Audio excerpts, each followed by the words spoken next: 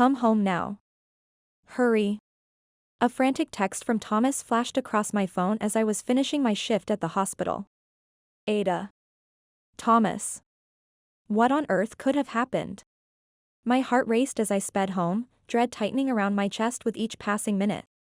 The door was slightly open when I arrived, an eerie silence hanging in the air. My body froze at the horrific scene before me, my daughter Aita and husband Thomas lying motionless on our living room floor. I rushed to their sides, my medical training kicking in as I desperately checked for vital signs. Nothing. Near them lay a rope and what appeared to be a suicide note. My hands trembled violently as I picked up the folded paper, my vision blurring as I read its contents. This can't be real. Thomas took Aita's life. And then his own. The police investigation concluded quickly, accepting the note's story without question. They called it murder-suicide. That's impossible, I whispered, my voice breaking. Thomas would never harm Aita. As I stood there, lost in grief and disbelief, an unexpected visitor arrived. What they revealed shook me to my core. I immediately contacted the police, begging them to reopen the case. Days later, 2 officers appeared at my door with solemn expressions. Mrs. Bennett, we were wrong, one officer said, unable to meet my eyes. It wasn't a murder-suicide. As the truth unfolded, my emotions crashed through me like violent waves against a shore. Mom, I'm home. Aita's cheerful voice filled our house as she burst through the front door after school. 2 of her classmates trailed behind her, backpacks slung over their shoulders. Hi Mrs. Bennett, a boy called out confidently. Thanks for having us, a girl added more politely. Connor. Madeline. Welcome to our home, I smiled, recognizing Aita's new friends. Connor is the outgoing type who loves video games, while Madeline is studious and conscientious. They'd formed an inseparable trio these past few weeks. The children quickly disappeared into Aita's room, their laughter and excited voices drifting through the house. In the kitchen, I arranged some pound cake I picked up from the bakery near the train station. It was on sale, just $1.52 for the whole loaf. For a moment, I felt a twinge of inadequacy thinking about serving it. Aita's elementary school catered to the elite. Our neighborhood was filled with tech executives and successful entrepreneurs who'd chosen this area for its excellent schools. Thomas and I only managed to build our home here because his cousin sold us the land at a family discount. The first parent-teacher conference had been eye-opening. Designer outfits, luxury handbags, and conversations about European vacations and Michelin-starred restaurants made me shrink into my department store clothes. I'd never felt so out of place. Their children, naturally, wore expensive clothes and possessed sophisticated tastes beyond their years. I hesitated with my humble offering but reminded myself that children don't need extravagance. Squaring my shoulders, I knocked on Aita's door and entered with the plate of cake. Snack time, I announced. The children's faces lit up. Awesome. Thanks Mrs. B. Connor exclaimed, reaching eagerly. Thank you very much, Madeline said with perfect manners. Thanks, Mom, Aita smiled appreciatively. I was thinking how innocent children can be when Connor suddenly remarked. This is that cheap pound cake from the station bakery, right? The $1.52 one. My smile froze. You have quite the discerning taste, Connor, I managed to reply. They make a $6 cheesecake that's way better, he continued without missing a beat. The more expensive it gets, the better it tastes. Is your family on a budget, Aita? Aita's expression fell, her eyes darting uncertainly between Connor and me. Before I could respond, Madeline intervened. Connor. That's really rude. Whatever, he shrugged. My parents hired a famous pastry chef last weekend for my dad's birthday. I retreated from the room, unsettled by the interaction but noticing how Aita and Madeline still seemed impressed by Connor's boasting. That evening when Thomas returned home, Aita chatted excitedly over dinner. Connor's amazing at Minecraft. I beat Madeline today but I can't beat him. Is that so? I responded, trying to sound casual. Connor's comments about money lingered in my mind, but Aita seemed unfazed. I remembered seeing his mother at school, draped in designer clothes, eyeing my outfit with barely concealed contempt. The Prestons are old money, the kind of family where children learn brand names before nursery rhymes. To them, store-bought pound cake might as well be cardboard. Thomas remained blissfully oblivious to these social dynamics. "I'm happy you've made such good friends," he said, his eyes crinkling with genuine warmth. "They're the best." Aita beamed. "School is so much more fun since we became friends." We sat together, basking in this simple family moment. How could I have known our peaceful life was on the edge of a knife? Something wasn't right. Aita had grown increasingly withdrawn over the past weeks. Her appetite had disappeared, and she'd spend hours alone in her room. No more bursting into the kitchen after school announcing her hunger or sharing stories about her day. Instead, she'd slip quietly upstairs, her room's door clicking shut immediately after.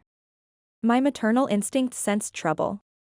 After my hospital shift, I stopped by Ada's favorite bakery and picked up chocolate muffins, her weakness. "Ada, honey. I brought us a treat." I called, opening her door without thinking. "Mom. Don't come in." Ada cried out, something falling from her hands. "I'm sorry. I should have knocked," I apologized, bending to retrieve the dropped item. My heart stopped. A pregnancy test with an unmistakable positive result lay in my trembling hand. "What is this?" My voice barely audible. "Ada, please tell me what's going on." Ada's face was drained of color. "That's..." She started, then fell silent, eyes fixed on the floor. I cycled through questions, pleas, and frustrated demands, but Ada remained silent. She only confirmed that the test result was hers. My mind reeled with disbelief. Yes, Ada had started menstruating earlier this year, but she was only 11, still my little girl. Who could have done this to her? Was she forced to do it? The thought made me physically ill. Despite my persistence, Ada wouldn't speak, eventually dissolving into tears. I mechanically finished preparing dinner, my thoughts churning with awful possibilities. When Thomas came home, we ate in tense silence. "I'm going to bed," Ada mumbled, barely touching her food before fleeing upstairs. "Ada, we need to talk about this." I called after her, but she was gone. Thomas looked between us, concern etching his features. "What's happened?" he asked quietly. With a heavy sigh, I told him everything. His face went through shock, denial, then anger. "There must be some mistake," he insisted desperately. "I saw the test result with my own myself, Thomas," I replied, my voice breaking. "And Ada confirmed it was hers." His fist slammed the table. "She's 11 years old." He shouted, anguish in his voice. "Who would do this to her?" I remembered a school email warning about a suspicious person. "You don't think?" I couldn't finish the thought. Thomas nodded grimly.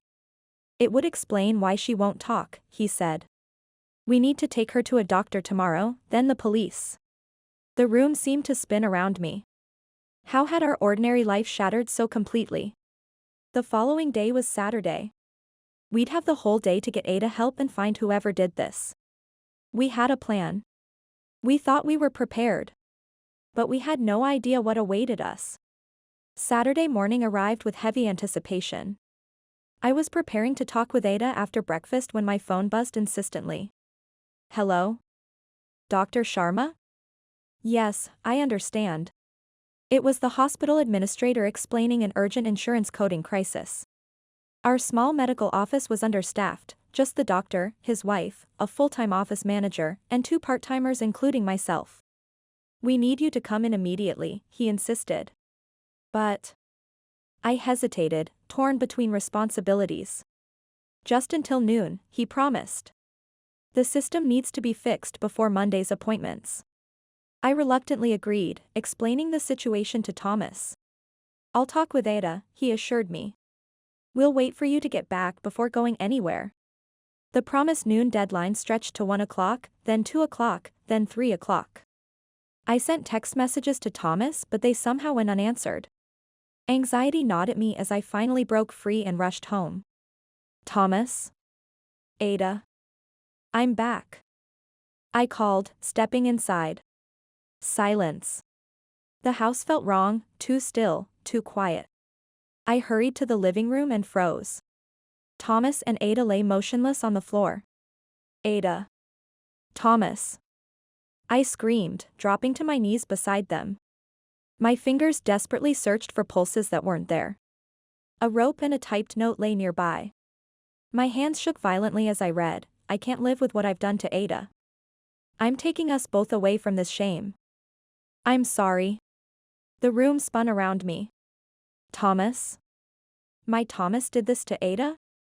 It couldn't be real. I somehow managed to call 911, my voice distant and unfamiliar to my own ears. The paramedics confirmed what I already knew, they were gone. The police arrived, clinical and detached as they processed the scene. They took me to the station where I answered endless questions through a fog of shock. Yes, Ada was adopted. Yes, she was pregnant. Yes, we were planning to go to the police today. Hours later, a detective with thinning hair and a condescending smile leaned forward. Your husband panicked, he stated flatly. Hospital tests would have revealed him as the father. Something snapped inside me. My husband would never hurt Ada. I shouted. There's been a terrible mistake. The detective shook his head with practiced sympathy. These cases are more common than you'd think, he said. And given that she wasn't his biological daughter, perhaps that was even the reason for the adoption. I felt physically struck by his words. How dare you? I hissed through tears. We loved Ada.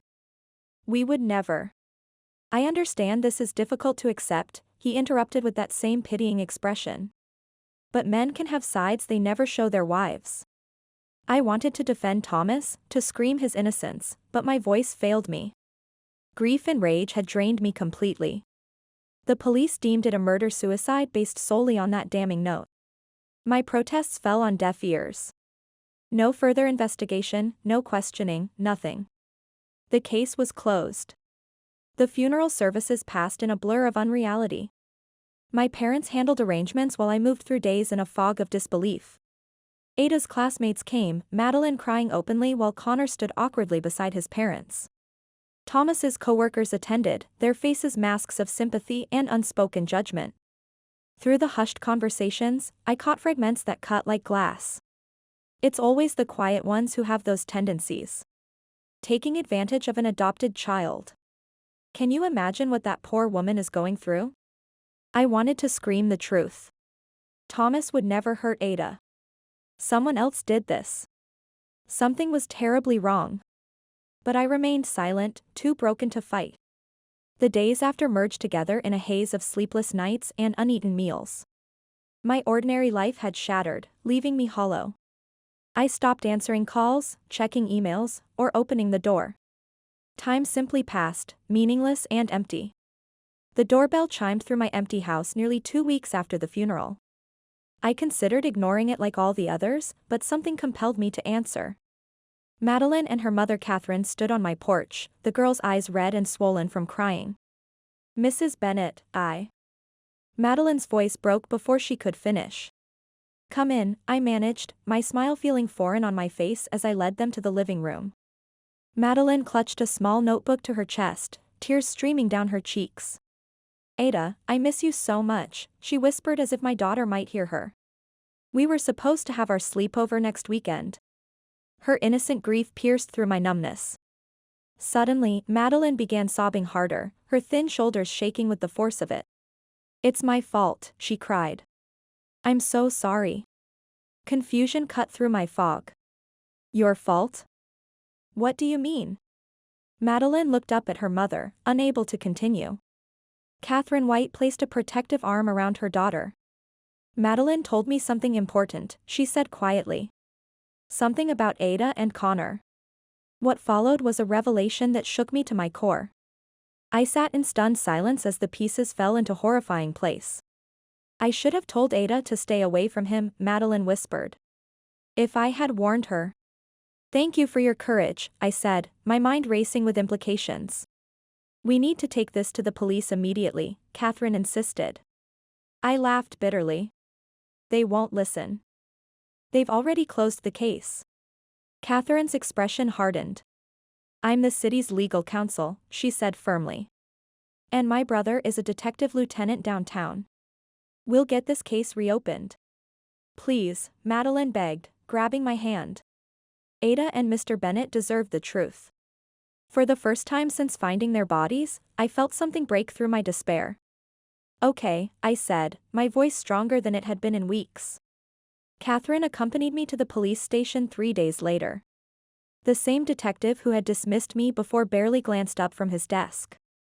Mrs. Bennett, I've already explained that we consider this case closed. I placed the folder Catherine had prepared on his desk. My daughter got pregnant because of her classmate Connor Preston, I stated firmly. Not because of my husband. The detective sighed with exaggerated patience.